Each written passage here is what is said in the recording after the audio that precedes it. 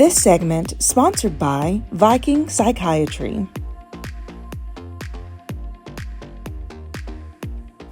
Welcome back to Mental Health Matters with Viking Psychiatry, and I'm so pleased to be joined by Sean Goddard, who is the owner of Viking Psychiatry. Hi, Sean. Good to see you again. Welcome back. Thank you. Yes. Okay. I'm excited about this topic because you know that I have sleep issues. Total insomnia. So we're going to talk about the link between sleep and mental health. Let's start off by how are those things linked together? Yeah, I mean, really, when it comes down to it, the brain, when we sleep, it's the brain's opportunity to rest, recover, and honestly, we process a lot of emotions while we sleep. We process the things that we've been through throughout the day, and it allows us to store those items, process them, allow our body to process them a lot of times.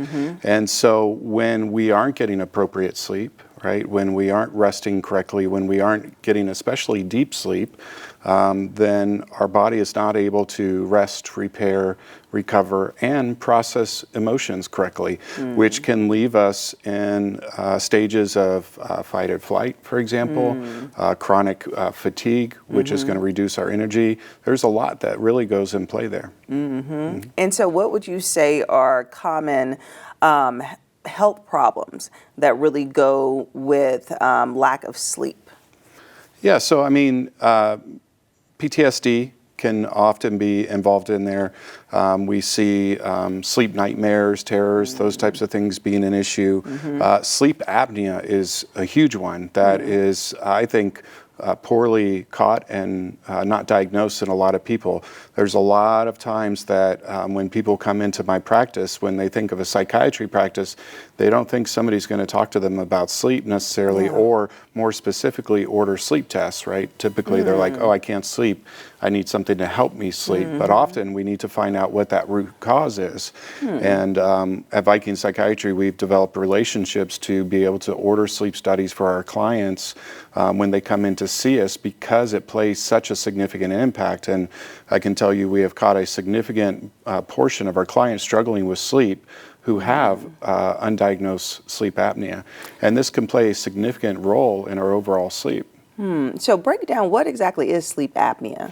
Yeah, so we have a disruption in the communication of the respiratory system that enables us to breathe and maintain our oxygen levels. And one way that really plays a big effect on our mental health is we know that there's multiple stages of sleep, right? We've heard of REM sleep, and people talk about dreaming, but deep sleep is where our brain really rests and recover.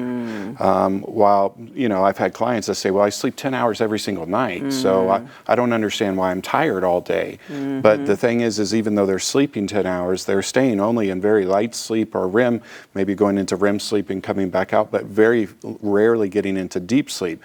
Because as we have sleep apnea and our oxygen levels begin to drop as we're sleeping, then, and it gets too low, our body says something's wrong here, right? We need to breathe. And so our brain wakes us up, and that could be anywhere from just causing you to roll over to some people jerking up, right, and getting out of bed, or sitting up and being wide awake, right, because the body is saying, wake up, you need to breathe. And so when we do that, we are preventing ourselves going into deep sleep. And so we're not really getting true restful sleep where our brain gets to rest and recover. And sometimes what I tell people is, think about if you go to the gym, right? Do you work out the same muscle nonstop, or do you go into muscle failure and move on to another area? And you don't do that same, like I won't work out my arms every single day in the gym, right? Those muscles need time to rest, repair, and recover. But with our brain, we don't get to do that, right? We have to, when we go to bed at night and we sleep and we get up, we have to go throughout our day and live life, right? And if our muscles can't do that, think about our brain, how exhausted it has to be. So how can we not expect to be very low energy, tired, not be able to think correctly, remember correctly? All those things play significant impact because we're just working it out too much and not letting it get enough rest. Yeah. So talk to me more about these tests that you offer. That's so cool, these sleep tests. Yeah, so we work with company, one of the companies we work with, sleeptest.com. I can order a sleep study, and there's a couple different types that I can order, but they're non-invasive. For example, one of the ones they have is a ring not much bigger than my wedding ring, but with a little piece on the end, and you put it on and attach it, connect it Bluetooth to your phone, and it records a bunch of data during your sleep, and then you turn it off in the morning and then charge it, and the next night you do it again. And typically you'll wear these for 2 to 3 nights, and then you send that back to the sleep test company, and they a sleep specialist and a board-certified sleep physician will review those results and determine what type of concerns might be going on. Whether we're having large apneic episodes, which means time periods of where we're not breathing, and our oxygen's dropping down, they can look to see how much REM sleep you're getting, how much deep sleep you're getting, and really be able to look at how your sleep is affecting you. And so then we get that report back, and along with their recommendations on what to do for treatment, and we look at that. A lot of people think, oh, if I'm not sleeping good, well, then I just need to have a couple drinks before I go to bed, or I'll take sleeping pills and that will make me sleep better. But you're not improving the situation, you're just masking the situation, and often you're making the situation worse. You're causing even less deep sleep, more apneic episodes, and you're just making the situation worse. So getting to the root cause is very important when it comes to sleep. Yeah, that root cause, because it is dependency that you're kind of building instead of getting to the actual core of what's an issue. And then well, that's really cool, by the way, the sleep test. You can just take it home. We may have to try that out to see how that works.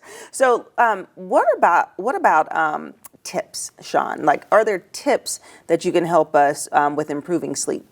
Yeah, I mean, some of the big things is caffeine. It's, we like our coffee, right? And our things that give us wings, and our Vente Quad 6 pump, triple Mocha Choco Vente, whatever, right? But the problem is we often are too dependent on it, and we're drinking that throughout the day. And so we really should be cutting off our caffeine by around noon every single day.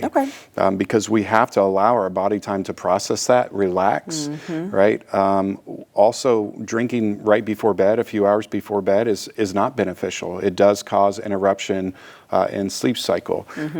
Exercising before bed is actually not a good thing. You really want to try to exercise earlier in the day, midday, but exercising at 6, 7 o'clock at night, even though I want people to exercise, doing it right before bed is not good, because we release all types of endorphins and feel goods, right, and adrenaline, and so then we go and take a shower and lay down and go, why can't I go to sleep? My brain's racing a million miles an hour.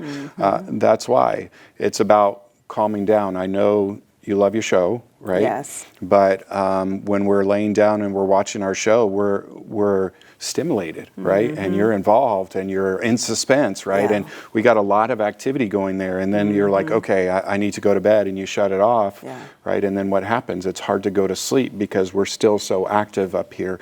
So it's very important to give ourselves time off and rest. I actually don't, a lot of people plug their cell phone in right next to their bed, right next to their head, and you shouldn't. Your cell phone should actually be away from your bed, plugged farther away, so that it's not disturbing you. I put my phone on do not disturb, other than my emergency contacts that are allowed to break through, right? So that I don't hear vibrations all night long, right? As emails are coming through, or non-emergent texts, or whatever that may be, right? Because every time that you interrupt that sleep, you have to start that cycle all over again, and you're reducing the amount of overall healthy sleep that you're getting.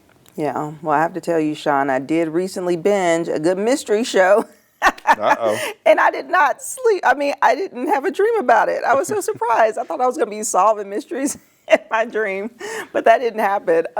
So let's talk about the relation between having sleep disorders and then how it really impacts your mental health, and how people can see those signs. Yeah, when I look at, if you use depression, for example, a lot of people, when they talk about depression with their provider and their provider's talking with them, there's not a lot of focus on sleep, but that sleep can play significant impact. Like I said earlier, when your brain's exhausted, you're going to be exhausted. You're going to have low energy, low motivation. You have, for example, increased levels of cortisol that can affect your overall outcome and inflammatory processes. So there is a lot of tie over. Depression and many mental health concerns are not just about the brain. There is body involvement as well, inflammatory natures, all those types of things. And so treating, for example, depression isn't just treating depression, it's treating the body, treating the brain, treating sleep. And far too often in my depressed clients, when we adjust and affect their sleep, they see improvement in their mood.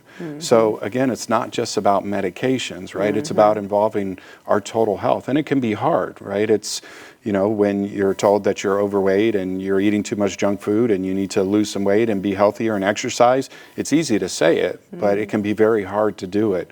But it's something that needs to be done for your total health, right? And mental health is the same way. We've kind of built this understanding in the way that we treat mental health in the US and in the world that we can just solve it with a pill, and that's not the correct answer. It's looking at the total person, the total picture, and not just saying, what can I prescribe you, but how can I help affect change and make your life better? Yeah.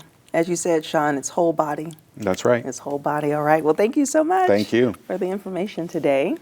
And if you would like more information about Viking Psychiatry, we'll have their website listed below, and I'll see you after the break.